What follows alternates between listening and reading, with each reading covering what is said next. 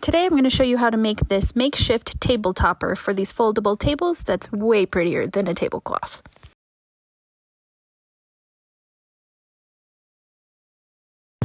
I started off with plywood. This is just 1/2-inch plywood, and I had it cut at Home Depot to be 1 inch bigger than the entire table. That way I'll have about a 1/2-inch overhang.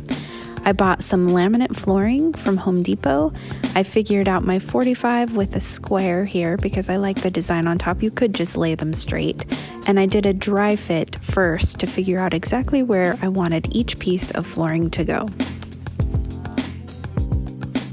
I did have to adjust my angle a little bit so that I could make sure that the one piece of laminate would cover the entire top of the table. Once I had everything where I liked it, I found some construction adhesive and clamped down the first piece without gluing it and started with the second so that everything would stay in place as I glued and installed the laminate flooring.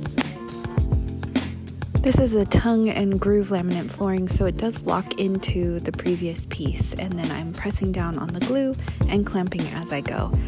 My plywood underneath had a bit of a bow, so I was trying to account for that as I was placing all of the flooring pieces on top. And this is what it looks like, all glued down, and now it's time to cut the excess off around the outside of the piece. For cutting off the excess, I am using a Kreg plunge saw, which is basically like a track saw, so I can line my track up with the edge of the plywood underneath and cut a straight line. I did this all the way around and then grabbed some 1x3s for the trim to put around the outside of the table.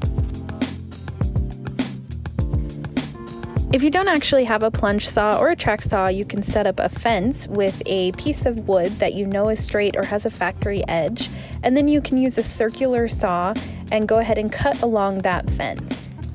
Just make sure to take into account the shoe of the circular saw, which is that metal plate on the bottom. That may make it so you need to adjust your measurements. I did not get any video of me attaching the trim around the outside, but I just used a brad nailer and nailed and glued it into the plywood parts, and then was able to set it right on top of the table. When I built these folding tabletop covers, I wasn't actually planning on making the YouTube video, so I missed the brad nailing of the trim, and I am so sorry about that. But it is very simple. I really just took some wood glue, put it along the plywood edge, and then brad nailed through the 1x3 right into the plywood. You can kind of see how I did that on this video here, and it's nailed just straight into the plywood so that it can be removed from the folding table. I did find this laminate filler, and this is what I used for any filling around the outside edges where I might have had some tear out or problems like that. And I used that filler for that, and then I sanded down the trim only. The laminate is totally finished, so you don't need any sealant on top of that. But I did sand down the outer edge and then added this finishing wax just to the pine trim to give it a little bit of protection. And that's pretty much it. It's all done, and now you can fold out your table, put this on top, have something really pretty to give it a nice, more professional look. If you wanted, you could put a tablecloth underneath to hang down over the legs.